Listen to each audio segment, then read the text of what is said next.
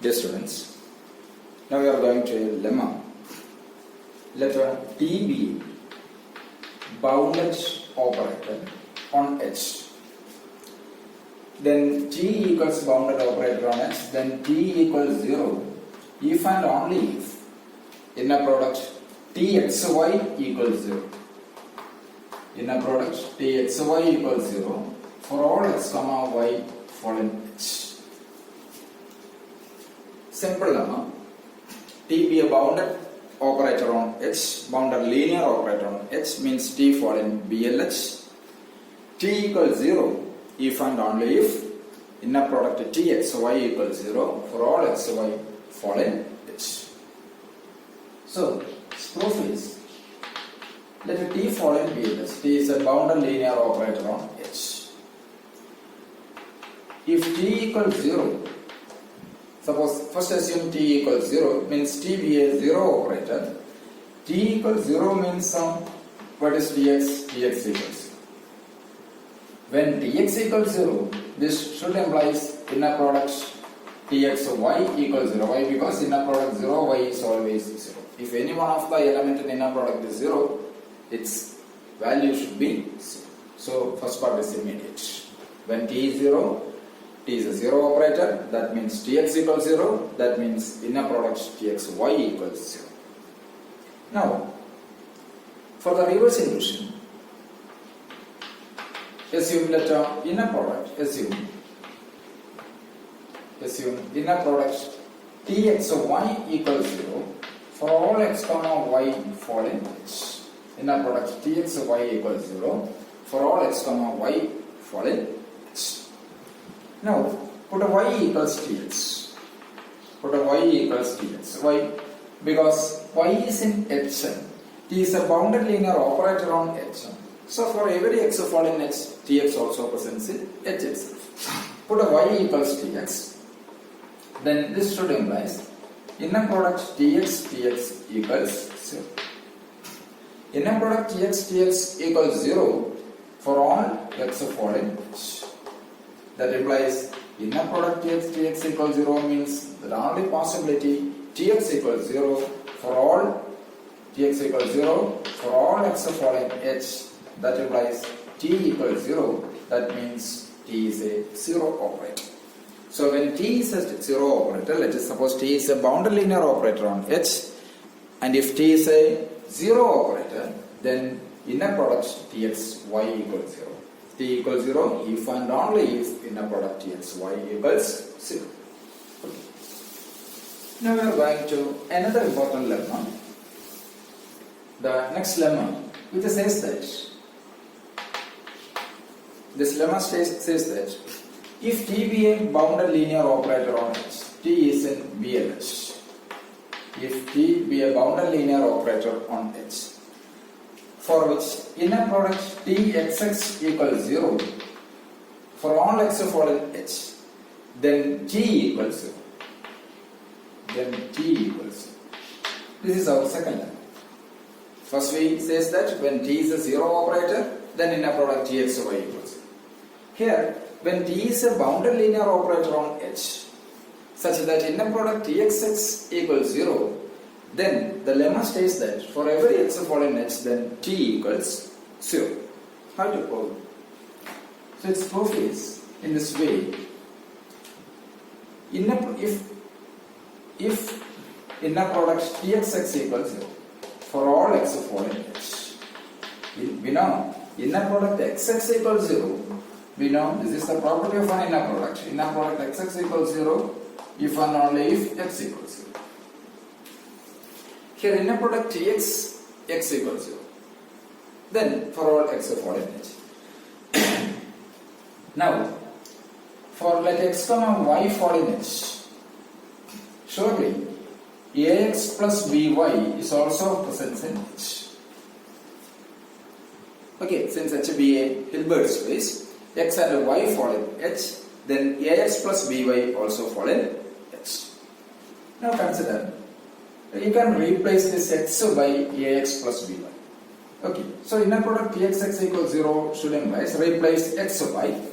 Here I replace x by ax plus by.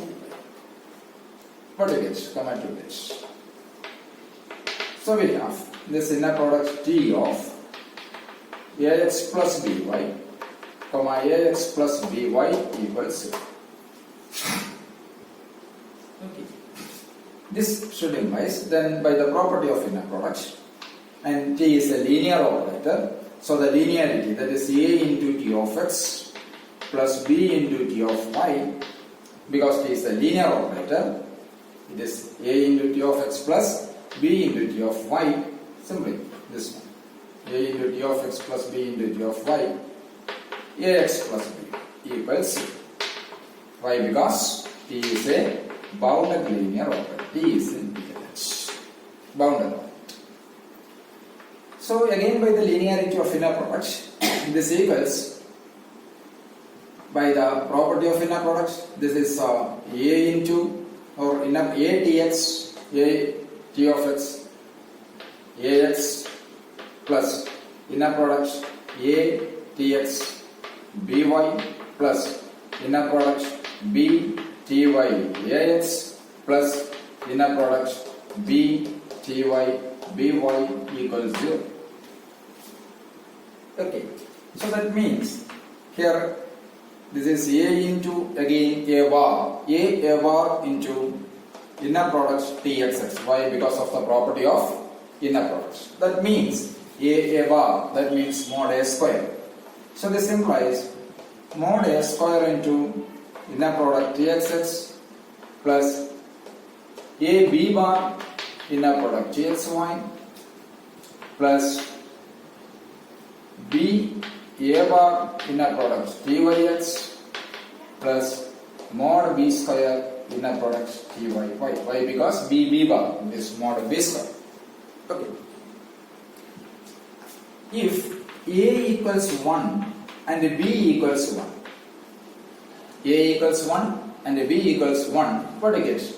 When a equals 1 and b equals 1, this becomes inner product txx plus inner product txy plus inner product tyx plus inner product tyy equals 0.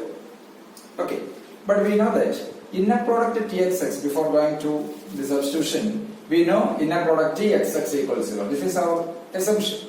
Inner product txx equals 0 means this goes to 0, and also since txx equals 0 for all x fall in h, inner product ty equals 0 for all y fall in h. So the first and last terms goes to 0.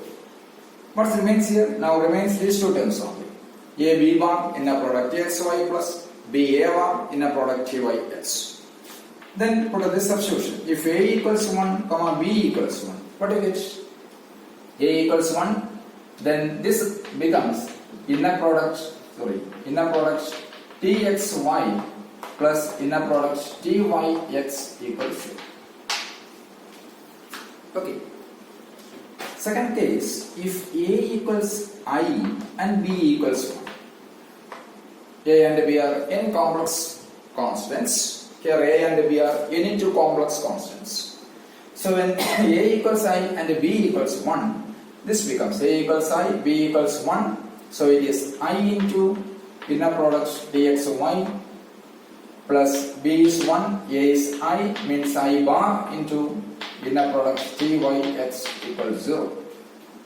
That implies I into inner product dxy, I bar means minus I into inner product tyx equals 0. So when I goes outside, so it is I into inner product dxy minus inner product tyx equals 0, but I differs from 0, so we have the second relation, that is inner product txy minus inner product tyx equals 0. Okay, adding these two, that is consider these two relations, inner product txy plus inner product tyx equals 0 and inner product txy minus inner product tyx equals 0. On adding, we have 2 into inner product txy equals 0. That means inner product txy equals 0 for all x comma y for in h.